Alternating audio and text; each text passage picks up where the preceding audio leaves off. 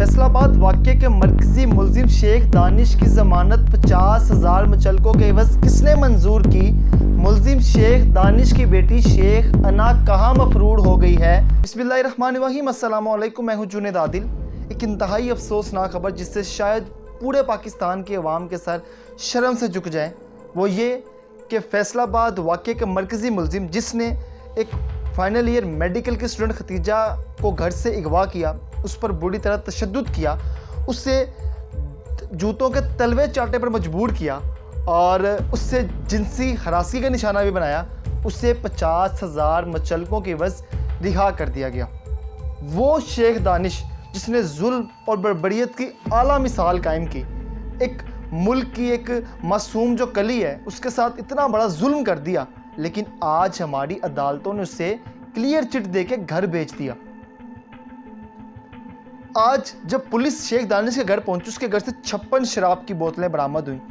2 case बनते हैं, एक मुल्क की एक बेटी, हवा की बेटी के ऊपर जुल्म, तशद्दुद, जिनसी ज़्यादती की कोशिश और शराब की 56 बोतलें।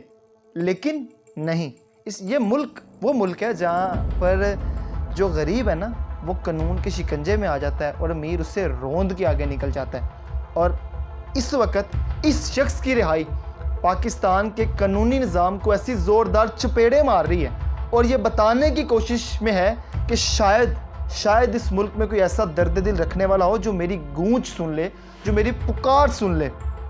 मैं यहाँ पर एक बात कहना चाहूँगा कि बड़ा प्यारा शेर है कि ये देश है अंधे लोगों का, ए चाँद यहाँ ना निकला कर।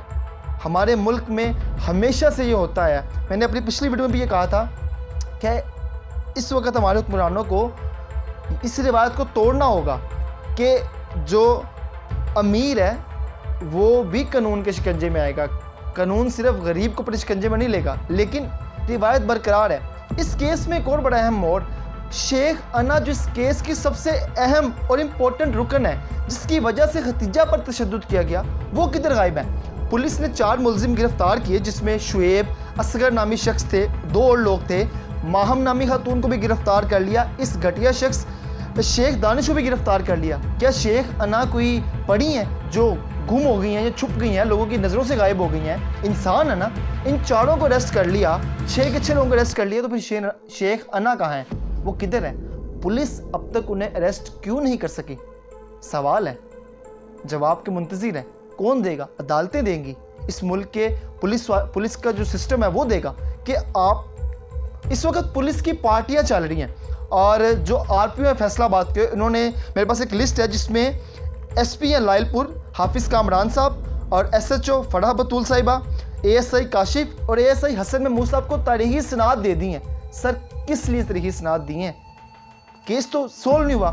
मरकज़ी मुलजिम बच्ची पर जुल्म करके, बच्ची को चुपेड़े मार के, बच्ची से जूते चटवा कर अब घर बैठा हुआ है, नरम बिस्तर पर सो रहा है। उसकी बेटी शेख अना मंजर आम से गायब है, जिसकी वजह से ये जुल्म हुआ। वो किधर है?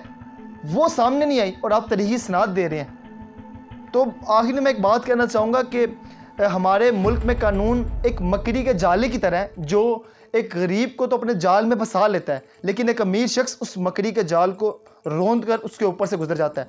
और ये रिवायत हमारे मुल्क में कायम है। मैंने अपनी लास्ट वीडियो में कहा था कि चौधरी परवेज़ लाई साहब से मेरा ये एक सवाल है और मैं उस जवाब का मुंतज़िर भी हूँ कि आपने अब ये साबित करना है कि अगर आप वादों से आए हैं ना, आप कहते हैं कि आपने पहले भी पंजाब की तकदीर बदली थी, तो अब बदल के दिखाइएगा। आपने कहा मैं पुलिस का निज़ाम ठीक किया था, तो सर ठीक कीजिएगा। फिर हम मुंतज़िर हैं, हम आपकी तरफ से इस पॉजिटिव चीज़ के मुंतज़िर हैं कि देखते हैं कि इस दफ़ा आप गरीब का हाथ थामते हैं या अमीर के कंधे पर हाथ रख के वहाँ से गुजर जाते हैं। क्योंकि ये शख्स बड़ा सुनने में आया कि बड़ा असर सूख वाला शख्स है। इसकी राना सनाउल्लाह के साथ तस्वीर सामने आई हैं, उसके अलावा चौधरी परवेज़ लाई के साथ तस्वीर सामने आई हैं। तो फिर अब देखा जाएगा कि इस मुल्क में कानून किसके साथ खड़ा है। और मुझे बड़ी उम्मीद है कि इस केस में सब लोग बरी हो जाएंगे और इंसाफ किसी को नहीं मिलेगा। दुआ करूँगा कि इस मुल्क के हुक्मरान मुझे गलत साबित करें। अपना बहुत सारा ख्याल रखिएगा। मुझे दीजिए इजाज़त। अल्लाह ने के बाद।